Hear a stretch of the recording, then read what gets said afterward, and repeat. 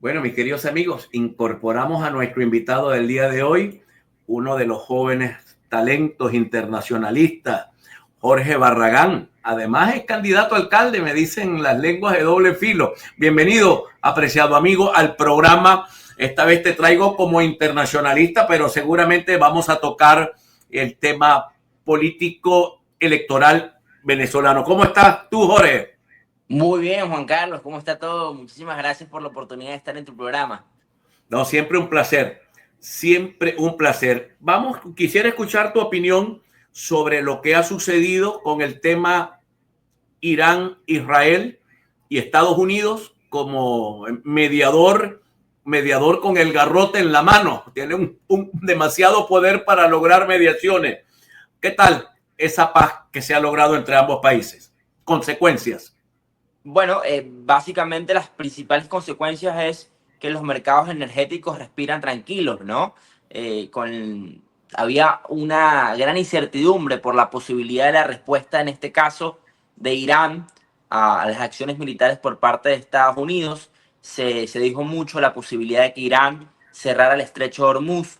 ¿Qué significaría esto para, en este caso, el mercado energético? Bueno, que aumentaran los precios del barril de petróleo, porque básicamente por ahí pasa dos tercios de la comercialización de crudo mundial. Estamos hablando que toda la producción de petróleo de Arabia Saudita, Omán, Kuwait, todos los países del Medio Oriente, Irán, pasan por ese estrecho. Y bueno, evidentemente es un corredor de seguridad energética muy importante para los países desarrollados. Entonces, había ese miedo latente. Irán decide responder por ese lado a básicamente hacer acciones militares puntuales en bases militares de Estados Unidos, tanto en Irak como en Qatar, pero al parecer informaron antes de hacer estos ataques militares a Estados Unidos y a Qatar para tratar de, evidentemente, bajar el número de bajas y en este caso buscar aterrizar en un acuerdo con Estados Unidos, pero tener algún tipo de triunfo en la narrativa, una victoria interna, ¿no?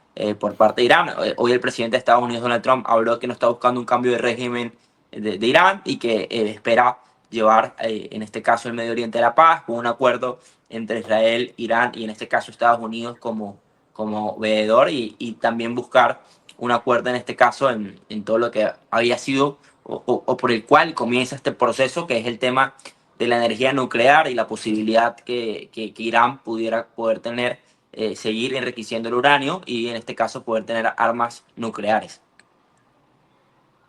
Bueno, continuamos con Jorge Barragán. Para los que van llegando al programa, Jorge es internacionalista y político venezolano. El petróleo fluyó. Como bien tú dices, se calmaron los medios, digamos, las tensiones que había en las bolsas donde se venden los commodities. Y ahora va a haber más petróleo porque Trump dice que Irán va a ser un país comercial ahora. Trump aprendió la experiencia que le costó muy duro a Obama y a Estados Unidos, lo último, salir corriendo de Afganistán cuando Biden, de no querer tumbar a los ayatolas porque sería peor el remedio que la enfermedad. Bueno, en este caso, el mismo presidente Trump pareciera hacer cosas distintas de lo que fue su primera administración. Recordemos que su primera administración va contra el acuerdo nuclear firmado entre Estados Unidos e Irán por la administración Obama, y esto hace que al salirse de ese acuerdo y al salirse de poder tener misiones de observación internacional, eh, observando lo que ha sido el desarrollo de la energía nuclear por parte de Irán, Irán decide aumentar el enriquecimiento de uranio, llevado a los puntos, de los niveles que los tenemos hoy. O sea, el error de la política exterior de la primera administración de Donald Trump lleva a que hoy pasara lo que está ocurriendo. Pero sí aprendió, en este caso, los errores por parte de anteriores administraciones y más que todo de los halcones de la política exterior norteamericana, de buscar cambios de régimen en países que no conocen el terreno, en países que al final terminan teniendo, es peor, el remedio que la enfermedad. Ejemplo muy claro, Libia, ejemplo muy claro, Siria, donde al final terminan teniendo ingobernabilidad e inestabilidad en la región. No hay realmente un proceso de cambio de régimen, y un país como Irán y lo que significa Irán para el Medio Oriente terminaría evidentemente ser un efecto contraproducente. Entonces Irán, a la nula respuesta que tiene, porque tiene una nula respuesta militar por parte de los ataques que le ha realizado tanto Israel como Estados Unidos, decide evidentemente consensuar, seguramente por canales no oficiales, la búsqueda de aterrizar en un posible acuerdo y tratar de desescalar la situación, y también una conciencia por parte de la administración de Donald Trump y también de ese mundo o ese sector MAGA, que es muy aislacionista en la administración de Donald Trump, que representa a su vicepresidente J.D. Vance, que ellos van en contra de los cambios de régimen por parte de los Estados Unidos y una visión distinta al establishment de política exterior que ha tenido los Estados Unidos durante los últimos años. Ahora, fíjate tú, yo quiero conectar esto que tú dices y lo que ha ocurrido con algo que María Corina publicó en una entrevista dada con Rafael Poleo, donde ella dice: Venezuela fabrica con Irán en Venezuela drones. Esos drones pueden llegar a territorio de Estados Unidos. Estados Unidos tiene que actuar, o insinuó la actuación de Estados Unidos. Parece que el señor Trump, en su ánimo, no anda en la onda guerrerista. Esa onda no guerrerista deja desbalanceado ese discurso que le pide acciones sobre la Fuerza Armada venezolana para evitar que se sigan fabricando drones en Venezuela. No, bueno, evidentemente incluir dentro de este contexto de conflicto, incluir a Venezuela es una irresponsabilidad, ¿no? Tratar de pescar en el río revuelto y buscar, cuando todavía Donald Trump no había decidido ni siquiera involucrarse en el conflicto directamente de Irán, meter a Venezuela en ese proceso, ¿no? Para tratar de, evidentemente, la idea o la idea loca de la posibilidad que Miraflores estuvieran pensando lanzar bombas a la Florida. Eso es algo irreal, algo que evidentemente jamás va a pasar, y tampoco los tomadores de decisiones de Washington se lo creen. También recordemos que esos acuerdos de fabricación de drones no solamente lo tiene Venezuela, también están países como Brasil o Argentina en la región que producen drones, y la producción de drones en Venezuela es muy mínima. Pero bueno, en general vemos una incapacidad de respuesta por parte de Irán, porque fue vulnerado por parte de Israel. Mataron todas las milicias, en este caso Hezbollah y Hamas, que financiaba Irán. En cuestión de horas asesinaron a los principales líderes militares de Irán. O sea, en general, la capacidad de respuesta militar de Irán es nula, es mínima, y nos ponemos a pensar, entonces, la capacidad de respuesta en este caso de meter al conflicto a otro país y de América Latina, en este caso Venezuela, evidentemente es menor a la que puede tener Irán. Entonces es un sinsentido, ¿no? Y no va enfocado a la visión que vimos que tiene Donald Trump con respecto al mundo y a la idea de buscar cambios de régimen. No los está buscando, echa para atrás en su visión, en esa política. Él asume y comete y hace como... Él logra, en este caso, y realizar una acción quirúrgica en Irán para tratar de poder satisfacer lo que le estaba pidiendo Israel, en este caso, pero de una vez, al ponerse en el terreno, echa para atrás y amenaza propiamente también a Israel. Le dice: mira, ya tienen que respetar el acuerdo de paz, vamos a buscar un acuerdo de paz.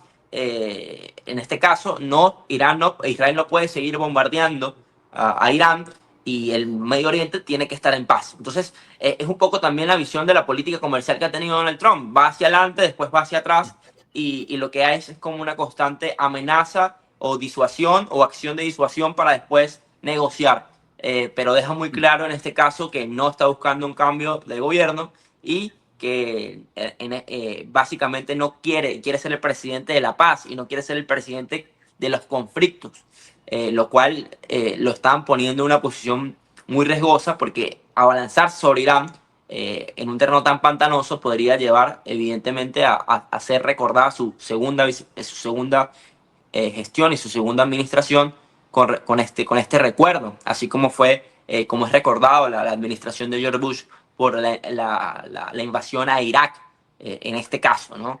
Entonces, en ese mismo sentido, pensar que meter a Venezuela en esa narrativa para intentar mezclar las cosas, termina siendo un completo sinsentido y evidentemente no vemos a tomadores de decisiones de la Casa Blanca que vayan en esa línea. Mira, antes de meternos más hacia acá, hacia nuestro tema venezolano, ¿qué papel está jugando esa gigantesca nación que hoy parece durmiente, como que está atenta a todo, pero no se involucra en nada? China. ¿Qué está pensando Xi Jinping sobre todo esto? ¿Está dejando que Trump haga el desgaste, haga el trabajo del desgaste para ellos seguir avanzando en la economía y en la ruta de la seda pasito a pasito? Mira, diste en algo que yo creo que es la clave en todo esto y todos los acontecimientos de las últimas horas. No lo vemos, pero es clave el papel de China en este proceso. ¿Y por qué es clave? Irán no tiene mayor capacidad de respuesta, en este caso por las acciones de Israel y Estados Unidos, porque tampoco tiene socios con los cuales están dispuestos a asumir los riesgos de aumentar las acciones militares. ¿Y cuáles son los socios que Irán pensaba que en algún momento podrían estar asumiendo esos riesgos con él? Son dos, Rusia y China.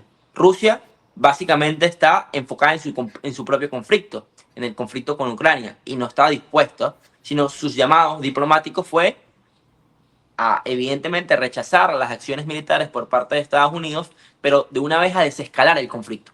Y por otro lado, China también va en contra de las acciones de Estados Unidos diplomáticamente y llama a desescalar el conflicto. ¿Por qué China está interesada en que el conflicto desescale y que no aumente? Porque el principal, en este caso, socio, el 40% de los barriles de petróleo que compra China pasan por el estrecho de Hormuz. Tanto Irán como los diferentes países del Medio Oriente son los principales vendedores de China de petróleo. Entonces, China evidentemente no estaba interesada que el conflicto aumentara y escalara porque los iba a perjudicar económicamente. Y en este caso, en la capacidad de poder tener socios confiables de energía en un mundo, en un complejo tan difícil y tan complejo. Entonces China no está dispuesto a arriesgarse en un conflicto que no es de él. Y esto hace evidentemente que Irán, las acciones sean mínimas, sean mucho más débiles que las mismas acciones de Estados Unidos e Israel, y busca realmente llevar acuerdos. Entonces el objetivo estratégico en este caso de China es no involucrarse en conflictos que no son de su mayor interés, llamar evidentemente a la paz, hacer llamados diplomáticos a generar acuerdos diplomáticos, a respetar el derecho internacional, en general, a ser ese actor que vaya creciendo económicamente y vaya aumentando su espacio de poder, porque él sabe que realmente su visión estratégica y su objetivo estratégico es recuperar en este caso Taiwán en algún momento, ¿no? Y ese es el conflicto que realmente ellos están... ellos quieren tener la legitimidad tanto en el sistema como la capacidad económica, la capacidad militar y política para poder, en este caso, recuperar lo que ellos llaman la integridad de su territorio, que en este Mira, caso es la isla de Taiwán. Entonces, yo creo que China está pensando allá y eso es algo muy interesante al verlo, cómo dejó a su socio en la región, que en este caso es Irán, prácticamente solo en medio de este conflicto. mira, al retorno te voy a pedir que hablemos un poco del papel de la reunión de la OTAN, de la exigencia del aumento del gasto militar de los países de Europa para que Estados Unidos, según Trump, no tenga toda la carga. No sé quién le ha dicho que está obligado a tener toda la carga. Gasta 800, 900 mil millones de dólares al año en armarse hasta los dientes. ¿Y qué tan peligro hoy es Rusia? Porque Rusia pidió en un momento ser parte de la OTAN. O sea que yo quiero unirme al equipo de ustedes. Yo no quiero rollo con ustedes. Pero Europa hoy tiene una especie de ruido de guerra contra Rusia, como si estuviésemos regresando a la Guerra Fría. Al retorno, yo quiero que me comentes, ¿es un peligro Rusia? ¿Quieres crecer hacia Europa el señor Putin, que tiene el país más grande territorialmente del planeta? Al retorno, mis queridos amigos, con el internacionalista Jorge Ignacio Barragán.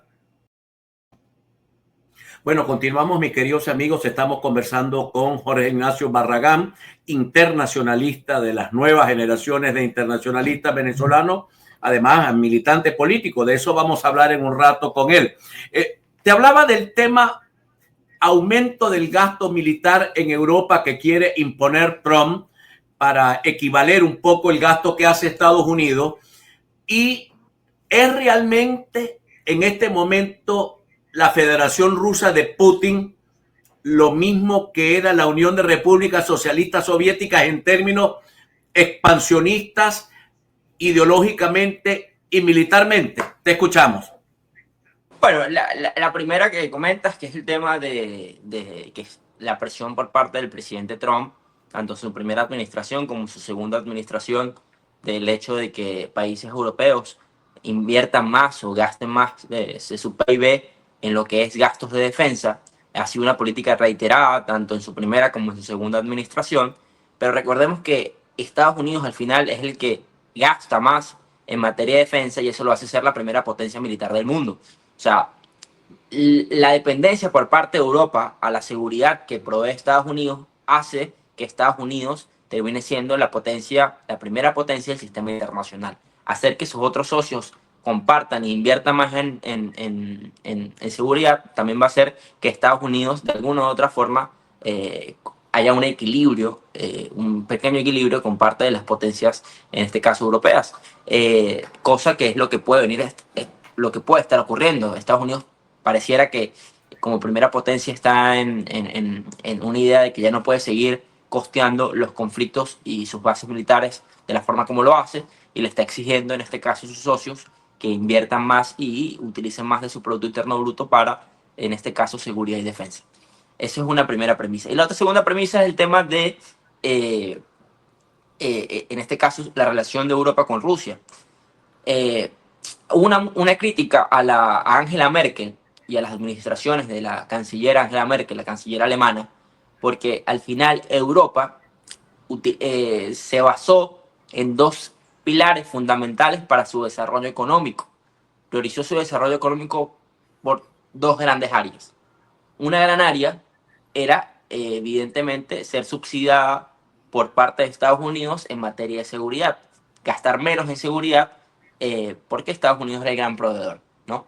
Y la segunda gran área, en este caso, es comprar energía barata por parte de Europa hacia Rusia, en este caso el gas, y eso hacía que ellos podrían ahorrar tanto en energía como en materia militar, y eso fueron las bases fundamentales donde se montó el desarrollo económico por parte de Europa, y en este caso Alemania. Y es una de las grandes críticas que hoy se le hace a Angela Merkel, porque esas dos pilares fundamentales de desarrollo de Europa son las que hoy le pesan en su capacidad estratégica y son las que hoy están más cuestionadas. Uno, porque su aliado fundamental que le proveía seguridad, en este caso Estados Unidos, está exigiéndole que inviertan más. Y lo otro es que el comprarle energía barata a Rusia llevó a que Rusia, en este caso, aumentara su capacidad económica e interdependencia con Europa y lograra, en este caso, como objetivo primario, expandir o tomar, en este caso, lo que es actualmente el conflicto que se desarrolla en Europa entre Rusia y Ucrania y lo que es el paso a las fronteras del Donbass ucraniano, ¿no? Que en este caso exige Rusia como parte de su integridad territorial. Y bueno, estamos como en esos elementos al frente. Pareciera que se está buscando una paz y está tratando el presidente Trump de forzar una paz donde los territorios del Donbass, que actualmente, que fueron los primeros objetivos por parte de Rusia, pertenezcan ahora al Estado ruso. Y eso evidentemente sería un antes y un después del sistema internacional como lo conocíamos, ¿no? Donde, donde el hecho de la frontera, el hecho de la firma de las fronteras era algo sagrado. Evidentemente la integridad territorial por parte de los estados era algo que no se debatía, ¿no? Ya pareciera que ese era un periodo pasado por parte de los estados-nación desde hace mucho tiempo, que se preocuparan por expandir, en este caso, sus territorios y expandir sus fronteras. Eso pareciera estar en retroceso o pareciera a tomar un rumbo mucho más natural de los códigos de los estados y las naciones y propio del sistema internacional. Entonces, bueno, evidentemente estamos en un proceso de muchos cambios, donde el proceso de reglas y la primera premisa que debemos entender en este proceso de cambios es que el derecho internacional dejó de tener valor y dejó de tener capacidad real de en la toma de decisiones por parte de las naciones para sus acciones, y donde lo que más pesa es el poder, y el poder se da a través de la fuerza militar. Y eso es lo que vemos hoy en día en cada uno de los procesos que se han desarrollado tanto en Europa como en el Medio Oriente, donde estas reglas del sistema de Naciones Unidas básicamente ha perdido capacidad de coacción para que los estados no accionen contra otros. Eso es lo que tenemos al Ahora frente. fíjate, Jorge, el tema de que la Ucrania, que además tiene lazos históricos con Rusia, tanto que Rusia se crea en Kiev, o sea, nace en Kiev, y Putin dice que son la misma cosa, pero querer meter a ese país en la OTAN, en mi opinión, fue lo mismo que los rusos cuando Khrushchev hicieron en colocar unos misiles en Cuba, que es un territorio soberano de Cuba, pero demasiado cerca que evita cualquier capacidad de respuesta ante un ataque nuclear por parte de los misiles instalados en Ucrania. Quiero preguntarte esto y otra cosa, ¿no es un error de Europa? ¿No sería más fácil enfrentar a Putin con la vieja frase aquella de Maquiavelo que dice que a mis amigos cerca, pero a mis enemigos más cerca? Bueno, uno de los elementos principales es los errores de la política exterior por parte de los Estados Unidos. El principal fue el buscar un cambio de régimen en el 2014 en Ucrania y generar estabilidad política en Ucrania. Eso llevó y derivó al status quo que tenemos actualmente, ¿no? O sea, esa misma idea de poder influir en los estados que están alrededor de Rusia, y Rusia sentir o la idea de Vladimir Putin de sentir que de que esas posiciones de defensa por parte de la OTAN, de aumentar en este caso su capacidad de como correr la empanizada más cercano a las fronteras rusas con países aliados o cercanos a la OTAN, evidentemente llevó a una respuesta por parte de Rusia, porque sentían que esas acciones eran ofensivas y no defensivas, sino iban contra sus fronteras. Y esos errores llevaron a malos acuerdos en muchos momentos y a decisiones de política exterior por parte de Rusia que realmente están alejadas a una visión ideológica que tenía la Unión Soviética. Más bien están muy cercanas, o la cosmovisión que tiene Vladimir Putin de Rusia es muy parecida más bien al imperio zarista, ¿no? De los zares. Y es muy también parecida a esta visión que también puede llegar a tener Erdogan con Turquía y el Imperio Otomano, pero eso es otro tema. Pero bueno, no hay una base ideológica, sino no hay una base de poder como elemento fundamental para avanzar en ese mismo sentido. Sí, sin duda, es una guerra muy costosa a la que se ha enfrentado tanto Europa como la humanidad, y en el cual ninguno de las dos fuerzas pareciera terminar siendo derrotadas, sino que la derrota es más que todo en la narrativa. O sea, ninguna puede terminar venciendo a la otra, y por eso evidentemente se ha alargado tanto el proceso en el tiempo, ¿no? Y es un desgaste que ha generado, en este caso, que muchos analistas y muchos tomadores de decisiones se equivocan, ¿no? Porque dicen, el desgaste en términos de mediano o largo plazo va a ser contraproducente para Rusia. Pero es que no están viendo que es Rusia. Rusia al final es, como tú bien dices, eh, el país más grande del mundo territorialmente, geográficamente hablando, es el país que tiene la misma capacidad nuclear que casi Estados Unidos, y estamos hablando de un país con diferentes culturas, diferentes grupos étnicos, diferentes idiomas, que llegado a un punto de que existe ingobernabilidad o debilidad del Estado ruso, realmente podría llegar a ser un peligro a la seguridad, en este caso global, en ese mismo sentido. O sea, lo mismo que decíamos, es peor el remedio que la enfermedad, y hacia allá pareciera estar tomando el rumbo de esto, y eso es algo muy peligroso, que al final va a terminar favoreciendo estratégicamente a China, porque hoy China está pudiendo comprar petróleo más barato debido a las sanciones impuestas por Estados Unidos tanto a Rusia como a Irán, y esto le está generando un descuento y un ahorro anualmente que supera los 10 mil millones de dólares a China. Y eso es algo que no están viendo y pocos dicen. Hoy hay una dependencia por parte de Rusia a las compras de China de su petróleo, porque prácticamente el 60% de la producción rusa va a China. Y va a descuento, o sea, le está favoreciendo a lo que realmente va a ser tu competidor en el sistema global, que en Mira, este caso es China. Entonces, al final, sí, esas acciones lo que están derivando es que en un mediano o largo plazo está favoreciendo a China, que te está compitiendo en el sistema internacional y en la hegemonía y en el poder de Estados Unidos. claro, sí, es la contraparte. Suma todo el que pelea con Estados Unidos, pasa a la contraparte China. Y en eso está Venezuela, Nicolás Maduro Moros. Vamos a hablar ahora de Venezuela y la geopolítica que hoy soporta al gobierno de Nicolás Maduro. Hablemos un poco de Venezuela en este concierto de naciones, en este tejemeneje internacional. Venezuela con un gobierno que tiene problemas de legitimidad, de reconocimiento por lo sucedido el 28 de julio. ¿En qué condiciones está el gobierno de Nicolás Maduro frente a Estados Unidos, que quizá y frente también a China, a Rusia, ahora a Irán un poco más debilitado?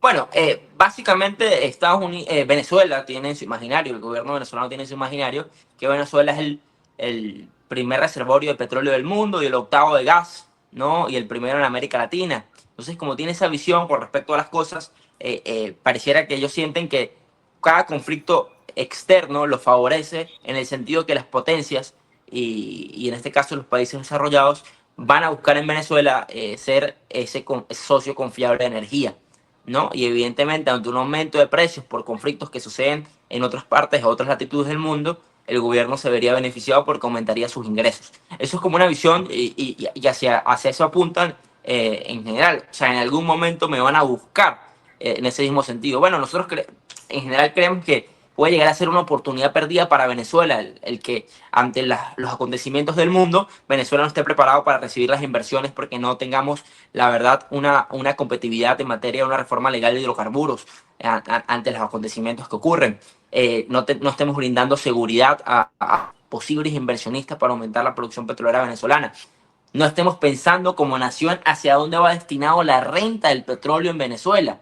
O sea, unos grandes elementos y unos grandes temas que por el conflicto político interno venezolano no pareciera que podamos ver a mediano y largo plazo realmente cuáles deberían ser nuestra toma de decisiones para beneficiarnos todos como nación, ¿no? Y no verlo desde un punto de vista solamente de gobierno y desde un punto de vista solamente de coyuntura, de mantenerme en el poder. Eso es lamentable y es algo que al final termina siendo parte de los mismos gobiernos anteriores que han aprovechado la renta del petróleo para evidentemente aumentar los ingresos del país, tener una bonanza, pero buscando evidentemente un efecto solamente coyuntural para mantener en este caso el poder.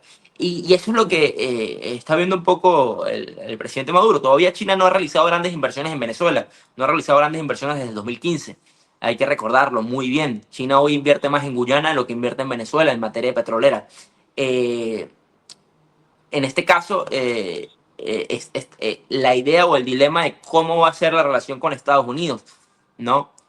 Por ejemplo, tenemos un enviado especial, que es el enviado especial del presidente Trump, Richard Grenell, que ha tenido un diálogo constante y fluido con el gobierno venezolano. Y por otro lado tenemos el secretario de Estado del Departamento de Estado, que es el secretario de Estado Marco Rubio, que sigue con una política que al final es fracasada para tanto los intereses de Estados Unidos como los intereses de la búsqueda de un cambio político en Venezuela o favorecer la democracia. O sea, por un lado tenemos un sector de la administración de Estados Unidos que tiene una visión que ha fallado con ejemplos muy claros en anterioridad, porque al final sigues presionando con sanciones a la industria petrolera venezolana, aislando al país, pero por otro lado eso está generando beneficios para los competidores de Estados Unidos, en este caso China, y está en este caso y no está buscando el objetivo que es el cambio del régimen, sino todo lo contrario, porque al final tienen la capacidad de poder mantenerse a pesar de las sanciones el gobierno de Venezuela. Entonces, por ese lado tenemos eso en el sector de la administración de Estados Unidos. Y por otro lado tenemos a un Richard Grenell, que es el enviado especial del presidente Trump, que parecieran estar más interesados en buscar logros rápidos, liberación de presos de origen norteamericano para poder venderle a Trump que obtuvo una victoria, y también en este caso enfocado en materia migratoria, de poder deportar venezolanos que se encuentran en Estados Unidos y devolverlos a Venezuela, y también una visión con respecto al tema de los negocios, pero nada enfocado en términos de democracia o en términos de gobernabilidad política. Entonces, en ese sentido tenemos dos visiones dentro de la administración Trump que han estado en constante choque durante el gobierno, y en este caso el presidente del gobierno nacional, el presidente Maduro, está a la espera, a la expectativa de que vengan a invertir y vengan a Ahora, buscarlo por ajá, pero, ese elemento. pero hay dos posiciones que yo quiero que tú me las analices brevemente, por favor, que tienen que ver con la posición de Grenell, que ya tú la has mencionado, como enviado especial del presidente, un tanto por encima del secretario de Estado, porque representa directamente al presidente, aunque el secretario de Estado también. Pero Marco Rubio, que le debe su vida política a los duros de la Florida, y los 3 votos de los duros, de los que llaman los locos de la Florida, que son los 13 representantes que son el balance en el Congreso de Estados Unidos para aprobar cosas que Trump necesita que se le aprueben en ese Congreso. Está en problemas Trump allí para poder definir una política coherente hacia Venezuela. No, yo creo que hay un elemento que no se toca mucho en la opinión pública nacional, ¿no? Que es el elemento del desinterés hacia Venezuela. Hay un desinterés por parte del presidente Trump con respecto a Venezuela, hay un desinterés por parte del presidente Xi Jinping de China con respecto a Venezuela. Venezuela no está en la agenda de los principales problemas del mundo, y eso hace que evidentemente quede a un segundo o tercer plano, y evidentemente no pareciera ser un tema que se vaya a ser tocado en el corto plazo por ese desinterés que hay. Ahora, eso en términos geopolíticos, en términos de geopolítica petrolera, puede cambiar en cualquier momento. ¿Por qué? Porque las circunstancias cambian. Entonces, en una coyuntura, en un conflicto en el Medio Oriente, donde exista la posibilidad de que Irán cierre el estrecho de Hormuz y la seguridad energética global se ponga en duda y en riesgo, Venezuela coge valor y coge importancia, ¿no? Entonces, evidentemente, cada conflicto favorece la posición de que en algún momento vuelva Venezuela a tomar la importancia necesaria en materia petrolera. Por eso, al final, Ahora, antes que yo tengo Venezuela la tome la sensación, importancia Jorge, ¿ah? Ajá. Sí, sí, sí, sí. Yo tengo la sensación de que Maduro está dispuesto a darle a Trump lo que pida en materia petrolera, con tal y lo deje en el poder. Sin duda. A ver, los nuevos acuerdos firmados, CPP, contrato de producción productiva, que no están en un régimen legal, porque es violatorio de la ley de hidrocarburos, pero es un mecanismo, ojo, muy atractivo para los inversionistas, pero que no está evidentemente con una solidez jurídica, ¿no? Porque tendría que venir una reforma a la ley de hidrocarburos en Venezuela. Pero bueno, bajo este mecanismo ha sido atractivo para inversionistas medianos o pequeños que han invertido en estos contratos de producción productiva, estos CPP, que al final terminan siendo una concesión al pozo petrolero.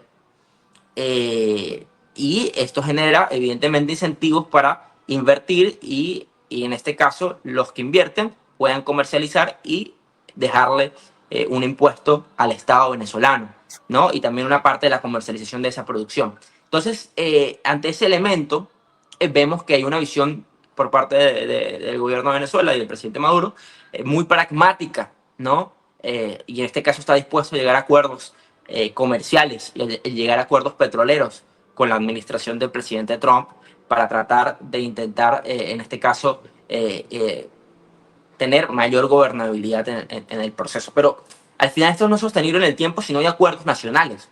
No es sostenible en el tiempo si no hay acuerdos políticos de gobernabilidad con las fuerzas de la vida nacional, las fuerzas políticas de oposición y también las fuerzas, en este caso empresarios, iglesia, sector de la sociedad civil. Hacia allá debería estar dirigiendo y llevando el país, y para eso la primera palabra tiene el Ejecutivo Nacional, ¿no? En ese mismo sentido. Pero ellos están buscando, en este caso, un acuerdo primero con los Estados Unidos, antes, priorizando eso, antes que un acuerdo político sostenible en el tiempo con los actores del país.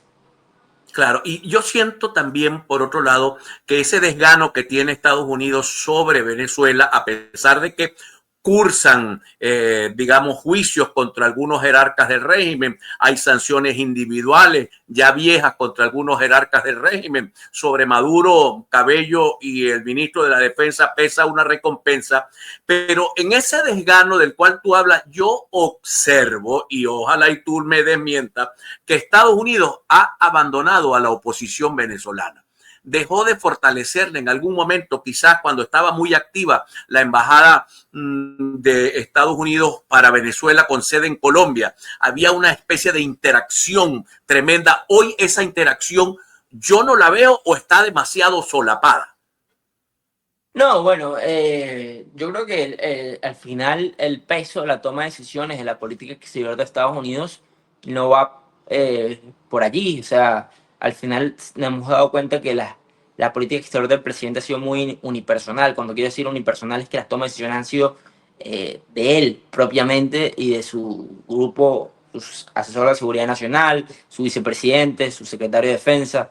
Y en esos temas, evidentemente, están las embajadas como actores que tratan de recoger información y estar y tener una comunicación directa con diferentes actores de los países en general.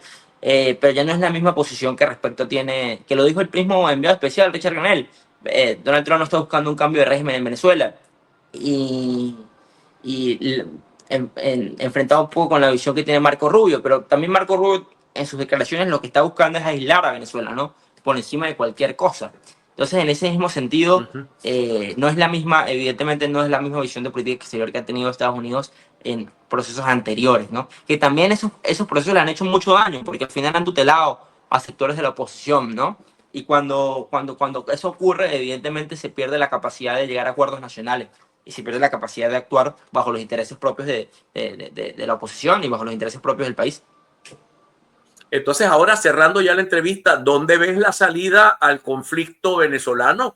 Que tendrá que tener una salida habida cuenta que aun y cuando la oposición más, digamos, la oposición cercana a María Corina está un tanto diezmada a nivel de liderazgo de dirigentes que los han apresado o los han hecho huir, todavía es la más fuerte en términos de la opinión pública nacional. ¿A dónde va este conflicto interno venezolano?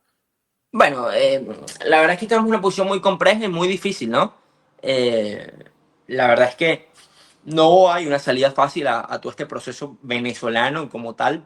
Nosotros llamamos un poco a la idea de romper con la crisis y romper con la conflictividad, buscando acuerdos políticos entre todos los actores que hacemos vida y parte en la vida nacional del país, ¿no?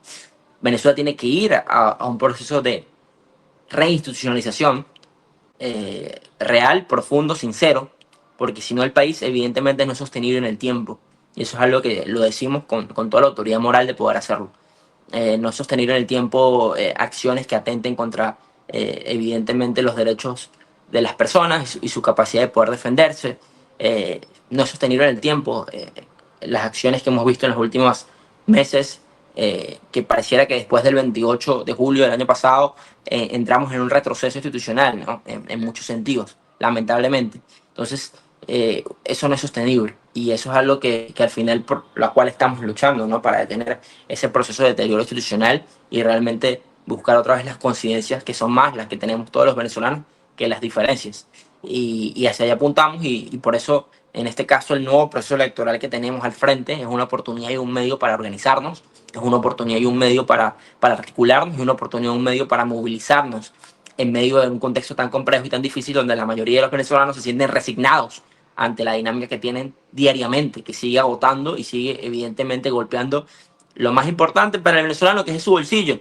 Y sin economía el país no avanza, y sin economía la gente quiere emigrar, y si no recuperamos eso, que es la economía, y que la política realmente funcione y sea útil, el sentido de la política pierde esfuerzos, ¿no? Entonces, hacia allá apostamos ese proceso político venezolano, que evidentemente yo creo que tiene tres elementos fundamentales: la capacidad de que el liderazgo siga conectado con la gente, en la articulación, en la organización y las elecciones medio para poder hacerlo; en una segunda escala, la capacidad de la interacción en este caso, y la incidencia con el poder y con el gobierno en buscar acuerdos políticos Ahora, que lleven a...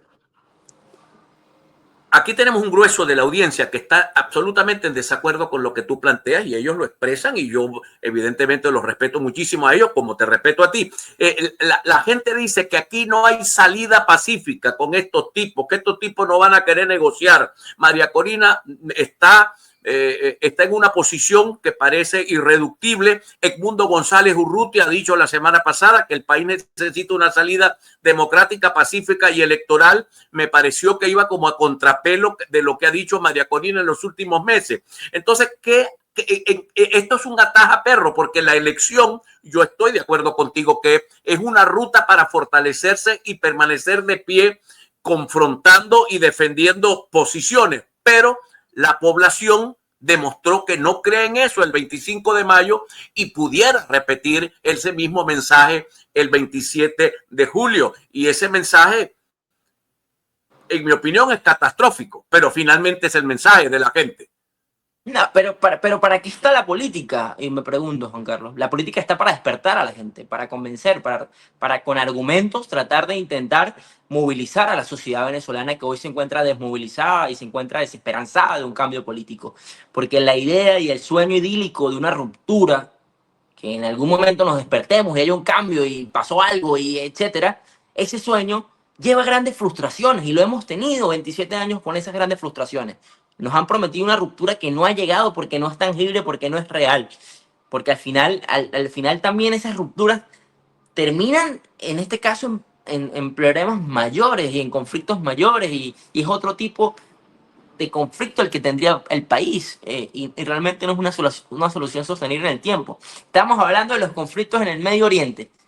¿Qué conflicto en el Medio Oriente a través de una ruptura ha llevado a un nuevo gobierno estable, con desarrollo económico, con gobernabilidad? Ninguno. No hay ningún ejemplo de eso. Más bien los países se destruyen por esos conflictos internos. Se destruye. Siria hoy está destruida. Muchos decían que, wow, cayó Bashar al-Assad, qué impresionante. Ojalá pasara a Venezuela, pero si eso llega a pasar a Venezuela, Venezuela estaría destruida y fragmentada. Hoy hay 5 o 6 milicias en Siria con capacidad de poder por encima del Estado, del gobierno central. O sea, en general, y está básicamente siendo dividida por diferentes potencias regionales y medias. En este caso, o sea, apelar a que la solución de Venezuela está allá, yo creo que nos tiene que llamar a nosotros a reflexionar, porque al final nosotros somos los que estamos en Venezuela y tenemos que entender que los procesos de cambio son complejos, son difíciles, no son fáciles, no son populares, pero hacia eso apuntamos los demócratas. La Muy bien, principal Jorge. herramienta de un demócrata es el verbo y el voto. Entonces tenemos el verbo y tenemos la elección como medio para convencer y para movilizar, y tenemos el voto como mecanismo de protesta y mecanismo de mostrar rechazo ante los acontecimientos que vivimos a diario los venezolanos. Jorge, un verdadero placer haber conversado contigo largo y tendido la tarde de hoy, 24 de junio del año 2025. Seguramente seguiremos hablando una vez que comience la campaña electoral ya en tu condición de candidato que eres por la Alianza del Lápiz. Jorge Barragán, internacionalista. Muchísimas gracias, hermano. Un abrazo. Gracias, Juan Carlos. Un fuerte abrazo. Me voy.